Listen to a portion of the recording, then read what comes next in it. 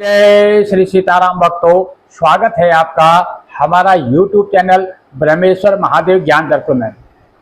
भक्तजनों, आज हम चर्चा करने वाले हैं इस श्राद्ध जो पक्ष हमारा चालू होने वाला है।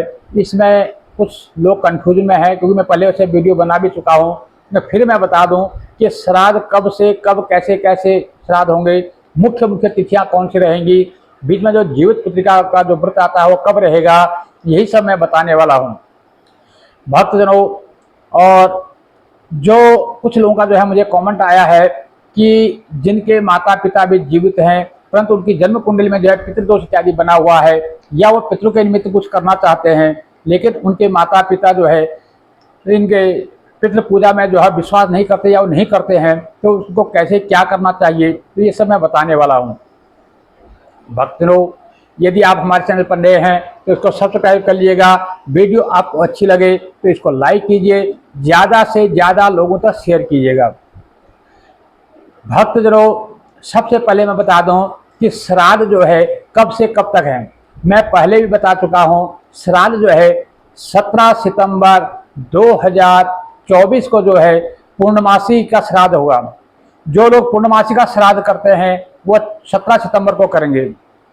जो ऋषि मुनियों का जो तर्पण है वो भी जो है 17 सितंबर को ही होगा, क्योंकि जो ऋषि मुनियों का जो तर्पण होता है, साधु संतों का जो तर्पण होता है वो जो है पूर्णिमा के दिन होता है, वो 17 सितंबर को ही होगा।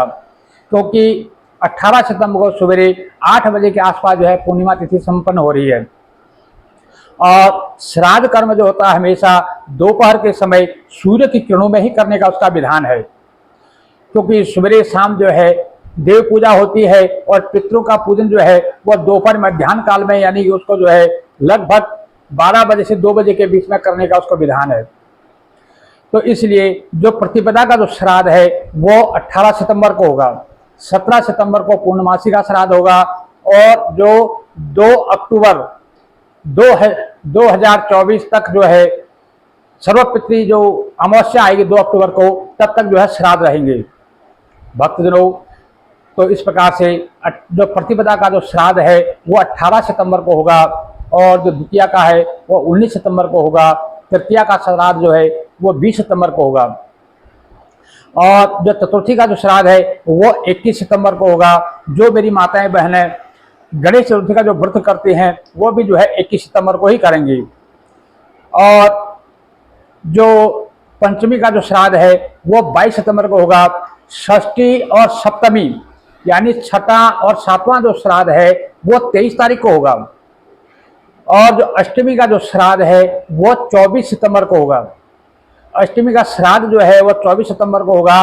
कुछ माताएं बहनें जो है जीवित पुत्रिका का जो अष्टमी का जो व्रत है वो व्रत करती हैं, तो जो जीवित पुत्रिका जो व्रत है वो जो है नवमी युक्ता किया जाता है, तो इसलिए जो है जो व्रत जो करती है वो 25 सितंबर को करेंगी। जो अष्टमी का जो व्रत करते हैं जीवित पुत्रिका का वो 25 सितंबर को होगा, और जो मात्र नवमी का जो श्राद्ध है वो भी जो है 25 सितंबर को होगा, और दशमी का श्राद्ध 26 सितंबर को, और एकादशी का जो श्राद्ध है वो जो है 27 सितंबर को होगा। एकादशी का जो श्राद्ध है वो 27 सितंबर का होगा, और जो एकादशी का जो व्रत जो होगा वो 28 सितंबर को होगा। 28 सितंबर को कोई श्राद्ध नहीं होगा, और द्वादशी का जो श्राद्ध है वो 29 सितंबर को होगा। त्रयोदशी का जो श्राद्ध है वो 30 सितंबर को होगा, और चतुर्दशी का श्राद्ध 1 अक्टूबर को, और सर्वपितृ अमावस्या जो है वो 2 अक्टूबर को होगी। तो इस प्रकार से 18 तारीख से लेके 2 अक्टूबर तक जो है ये श्राद्ध पक्ष हमारा चलने वाला है भक्तों। इसके बारे में इसमें हमें क्या करना चाहिए, क्या नहीं करना चाहिए, हमें किन चीज़ों का ध्यान रखना चाहिए, ये सब हम जो है पिछली वीडियो में जो है आपको बता चुके हैं। फिर भी मैं आपको मोटे तौर पर बता दूं कि इन श्राद्ध पक्षों में जो है कोई भी नया कार्य नहीं किया जाता है, कोई नया वस्त्र नहीं पहना जाता है, कोई किसी जो है अपने दुकान का मुहूर्त करना है, कोई नए घर का मुहूर्त करना है, कोई बच्चे का मुंडन इत्यादि करना है, कोई बच्चे को सगाई इत्यादि करनी है, वो इन श्राद्ध पक्षों में नहीं किया जाता है। कोई लंबी यात्रा आपको करनी है वो भी इसमें नहीं किया जाता है। इन 16 दिनों के अंदर जो है 15-16 दिन जो होते हैं हमारे, इसमें सिर्फ पितरों का कार्य ही किया जाता है। अब बहुत से लोगों का कमेंट हमें आया है कि हम जो सवेरे शाम जो है देव पूजा करते हैं वो हम कर सकते हैं कि नहीं कर सकते हैं। ये तो वैसे ही बात है कि कोई आदमी ये बोले कि हम श्वास ले सकते हैं कि नहीं ले सकते हैं, क्योंकि बिना श्वास के तो आदमी जी ही नहीं सकता है। वैसे ही हमारा जो नित्य कर्म है, जो सुबह शाम की संध्या वंदना जो पूजा है, वो हमारी श्वास है, उसके बिना तो हम जी ही नहीं सकते, इसलिए उसको छोड़ने का तो मतलब ही नहीं उठता है। सवेरे शाम जो आप अपने जो संध्या बंदन करते हैं, जो कुल देवी देवता जो पूजन जो करते हैं, नित्य कर्म जो करते हैं, वो वैसे ही चलता रहेगा, उसमें कोई परिवर्तन नहीं होगा। क्योंकि बहुत से लोग कंफ्यूज हो जाते हैं कि इन 16 दिनों में तो पितृ पूजा होगी, इसमें तो हम देव पूजा करेंगे ही नहीं, इसमें जो है पितृ लोग जो धरती पर आते हैं, इसलिए इसमें देवता पूजा जो है मान्य नहीं होती है। ये सब गलत अवधारणा है, गलत बातें हैं। कि जो आपका सुबह शाम की जो पूजा पाठ है वो नित्य कर्म की तरह रोज की तरह वो चलती रहेगी। श्राद्ध कर्म हमेशा दोपहर में सूर्य की किरणों में ही किया जाता है। सूर्य की किरणों के द्वारा ही ऐसी मान्यता है कि हमारे पितृ जो है तृप्त होते हैं। तो इसलिए जो है अपना जो सुबह शाम का जो पूजन का जो कार्य है वो करते रहे, उसमें किसी प्रकार का कंफ्यूजन नहीं है।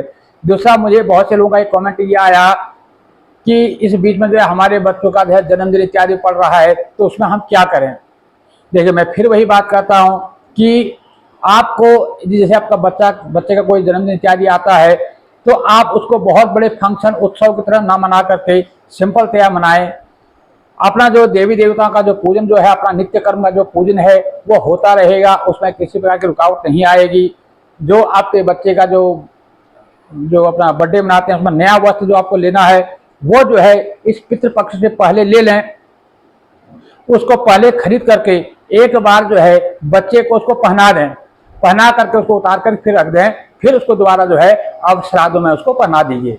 उसमें कोई फिर भेद नहीं रह जाता है। श्राद्धों में जो है नया वस्त्र ना तो सिलवाना चाहिए, ना खरीदना चाहिए, ना ही पहनना चाहिए। ना ही कोई मतलब जमीन प्लॉट इत्यादि कोई खरीदता है, कोई मकान खरीदता है, वो भी श्राद्ध पक्ष में नहीं खरीदा जाता है। इसलिए जो भी कार्य करने हैं आप जो है इन 17 तारीख से पहले पहले आपको कर लेना चाहिए। कोई बच्चे का जन्मदिन इत्यादि आ रहा है तो उस दिन जो है अपने सवेरे शाम जो आप नित्यकर्म पूजा करते हैं वो आप पूजा कर लीजिए। उसके बाद दिन में जो है नए वस्त्र आपको खरीदने हैं उन श्राद्ध पक्ष से पहले खरीद करके सिलवा करके रख लीजिए और उसको एक बार बच्चे को पहना करके उसको उतार के रख दीजिए। फिर जिस दिन उसका जन्मदिन आता है उस दिन उसको पहना दीजिए। तो इस प्रकार से उसका फिर भेद भी मिट जाता है, बच्चे का मन भी रह जाता है। बाकी रह गया जैसे बच्चे केक वगैरह काटते हैं, आजकल बच्चे मानते तो है नहीं। वैसे तो जो है केक काटना जो है हमारे हिंदू धर्म में मान्य ही नहीं है। हमारे सनातन धर्म के हिसाब से केक काटना, मोमबत्ती बुझाना ये सदा वर्जित है।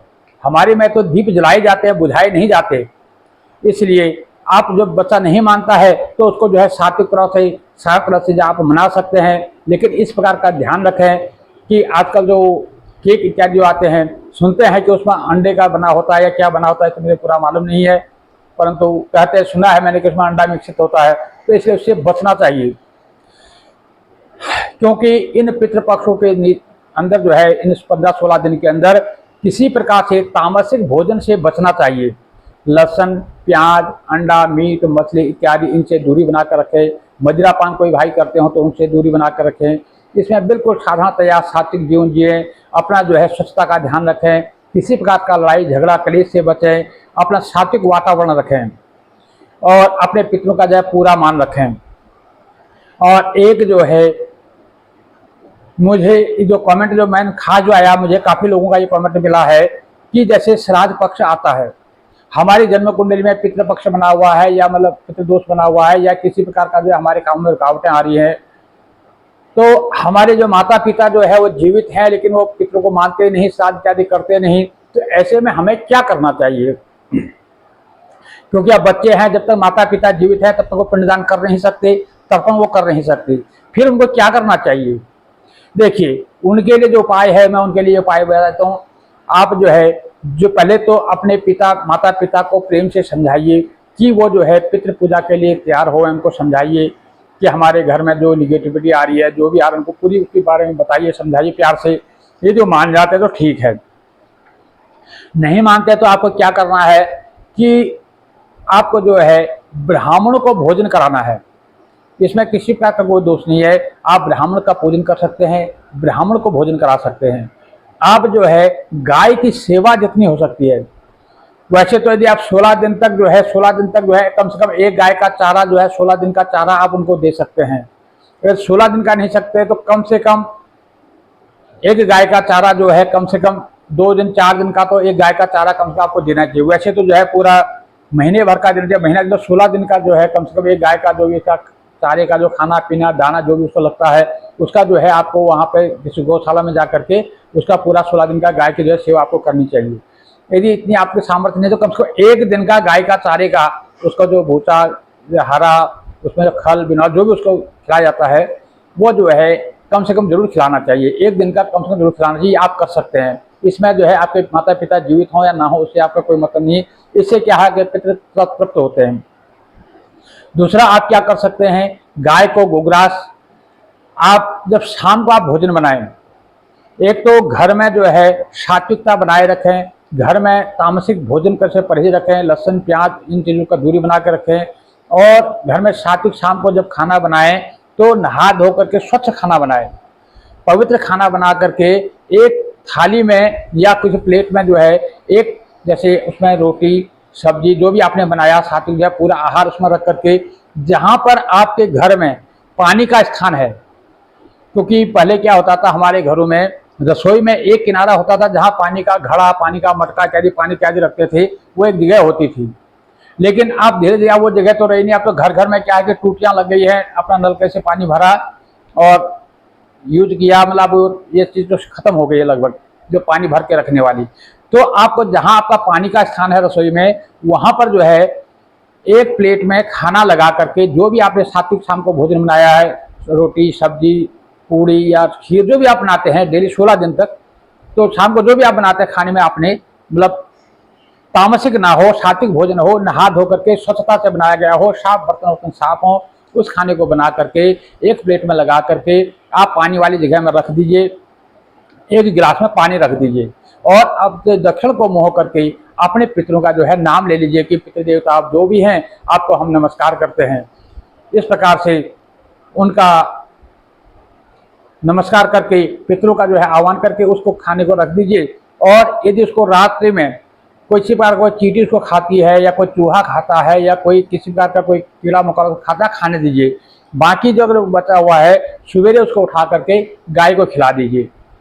तो इस प्रकार से आप 16 दिन तक कर सकते हैं। कैसा भी आपकी जन्म कुंडली पितृदोष हो वो जो है धीरे धीरे जो है वो संपन्न हो जाएगा। ये इसको आप आजमा सकते हैं, इसको आप कर सकते हैं, इसमें कोई दो राय नहीं। ये उनके लिए है जिनके माता पिता जीवित हैं लेकिन उनके माता पिता जो है पितृकर्म नहीं करते, श्राद्ध इत्यादि नहीं करते, बच्चे परेशान हैं, तो उन बच्चों के लिए उपाय है इसको। वैसे तो आप इस काम को जो है हर अमावस्या भी कर सकते हैं और इस पितृपक्ष में तो आपको करना ही करना है। और इसके अलावा आप जो है गाय की सेवा जितनी हो सकती है आप गौ सेवा कर सकते हैं और चींटियों का दाना डाल सकते हैं। इन कामों को जो है आपको करना चाहिए। और यदि आपके माता पिताजी वो आप प्यार से समझा सकते हैं, यदि वो मान जाते हैं तो इस प्रकार से वो कर सकते हैं, इसमें कोई दो राय नहीं है। अब मैंने ये आपको बता दिया। सारे संशय जो भी मेरे को कमेंट में मिले थे कि बीच में जो है कोई बच्चे का जन्मदिन इत्यादि आता है उसके बारे में मैंने बता दिया। श्राद्ध कब से शुरू है कब संपन्न है वो भी मैंने बता दिया।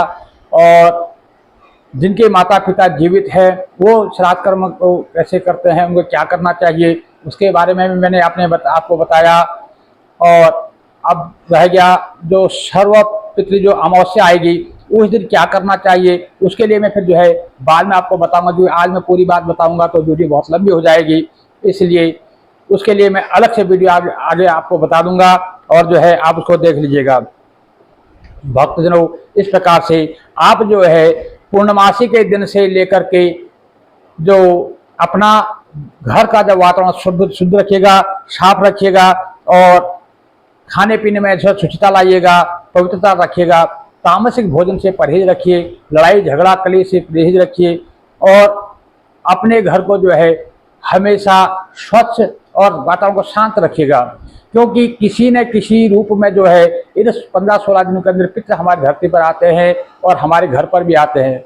इसलिए उनके स्वागत के लिए आप जो है किसी भी आगंतुक जो आपके घर पे आते हैं उनका निरादर मत कीजिएगा। भक्तजनों, यदि आप हमारे चैनल पर नए हैं तो इसको सब्सक्राइब कर लीजिएगा। वीडियो आपको अच्छी लगे तो इसको लाइक कीजिए, ज़्यादा से ज़्यादा लोगों तक शेयर कीजिएगा। भक्तजनों, आपके पितरों का आशीर्वाद आपको जो है संपूर्ण मात्रा में प्राप्त हो, यही कामना के साथ जय जय श्री सीताराम भक्तों।